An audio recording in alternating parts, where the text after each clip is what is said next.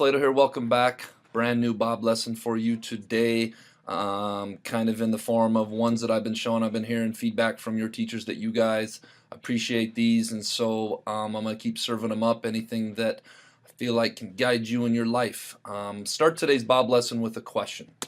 Would you rather have high IQ, high skill set, high talent level, or would you rather have high grit factor, high perseverance factor, high mental toughness factor? Which would you rather have if you couldn't have both? On today's Bob lesson, I'm going to share an article with you today that argues that being gritty and being able to persevere through adversity lends to more success as an adult than just having high IQ or high skill set or high natural abilities alone. So many times I end up in conversations, it seems like lately, with conversations with students where, you know what, I can't fix this situation, you can't fix this situation. This may be a situation where you just got to kind of grit your teeth and grind through this. And as I've gotten older, as I've gotten more years under my professional belt, more years under my belt as an adult, I have found that no matter how much you prepare for something in life, you can get the education, you can work on your own IQ, you can prepare in a training program or an educational program, you can have everything organized and set out, but life is going to throw things at you. Life is going to throw adversity in your face. I promise you, you cannot get away from this. And so much of being successful in life, so much of being happy, being successful, being an accomplished person is when that happens, can you bear down and grind and get through it and be a gritty person and show some grit?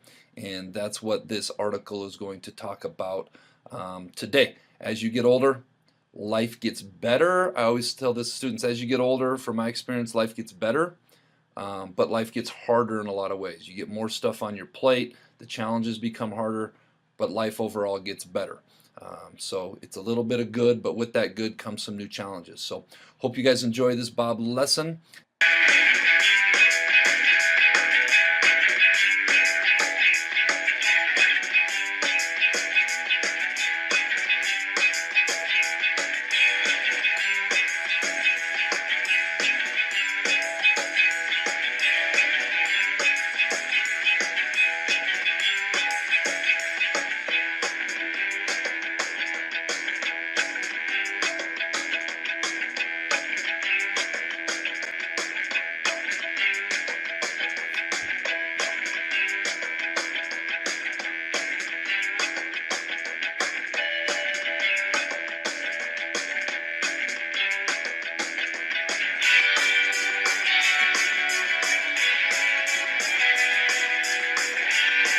All right, as I stated in the intro, this is an article that I found on Forbes magazine that I thought was really interesting.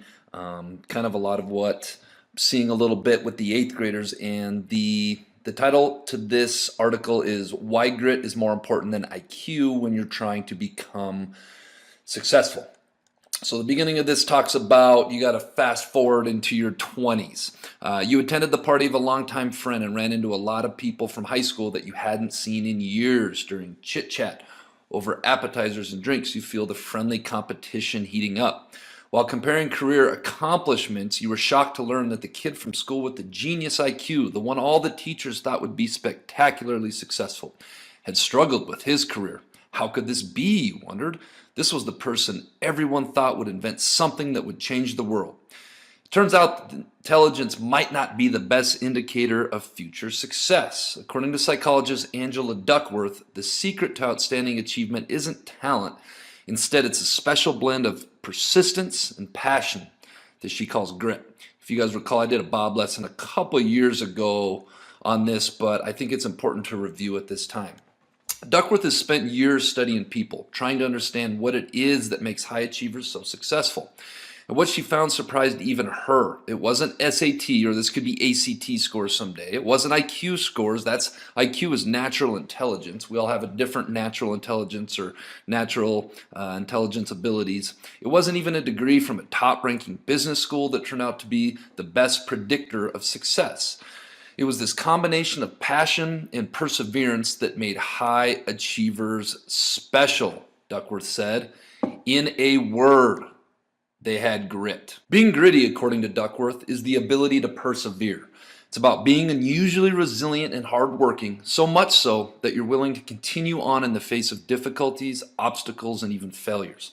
It's about being consistently driven to improve.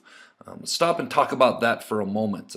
Piggybacking on a Bob lesson that we had a couple weeks ago on millennials and how in your guys' time and in 2018, 2019 now, everything comes quick. We are so conditioned to having the things that we want right now with the advent of technology and all this stuff. And one of the things talked about a couple weeks ago is that anything that really has value in life, it's not going to come that easy. It's going to take a little bit more work. And that is exactly what this paragraph is talking about. Being gritty is the ability to persevere. It's about being unusually resilient and hardworking, so much so that you're willing to continue on in the face of difficulties, obstacles, and even failures. It's about being constantly driven to improve. In addition to perseverance, being gritty is also about being passionate about something. For the highly successful, Duckworth found that the journey was just as important as the end result. Even if some of the things they had to do were boring or frustrating, which I know that happens in school all the time. I didn't enjoy every single class I took. I've talked in previous Bob lessons, sometimes you have to play the game, sometimes you have to show up to that class that you don't like, pay attention, do what you got to do to earn your passing grade so that you can get onto those things that you're more passionate about. Picking up right here. Even if some of the things they had to do were boring or frustrating or even painful, they wouldn't dream of giving up. Their passion was enduring. What her research demonstrated is that it wasn't natural talent that made the biggest difference in who was highly successful and who wasn't. It was more about effort than IQ. Duckworth even came up with two equations she used to explain this concept. Talent times effort equals skill. Skill times effort equals achievement. So developing that skill and bringing that effort every day is the formula for achievement and success. Talent is how quickly your skills improve when you invest effort. Achievement is what happens when you take your acquired skills and use them, Duckworth explained.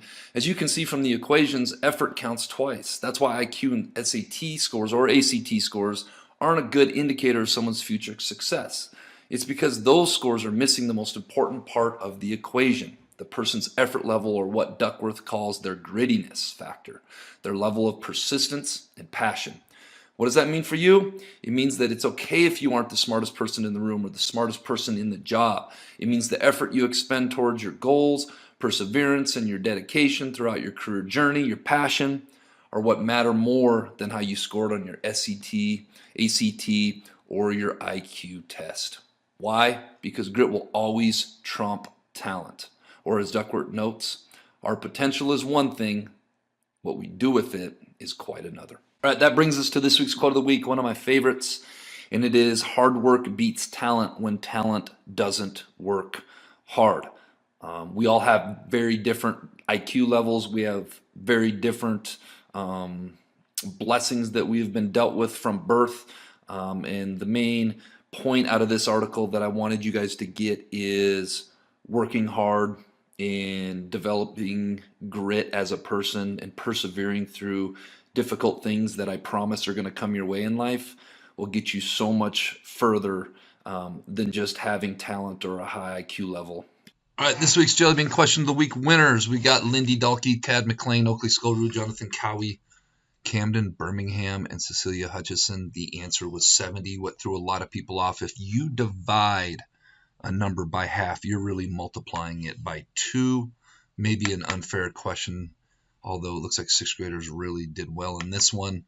Little tricky one there. Let's see how this week's goes. What do you throw out when you want to use it and pull it back in when you don't? If you think you know the answer, submit your answer to the Bob Box. Tune in next week to see if you're a winner. All right, Bobcats, let's make it a great week at the Helena Middle School.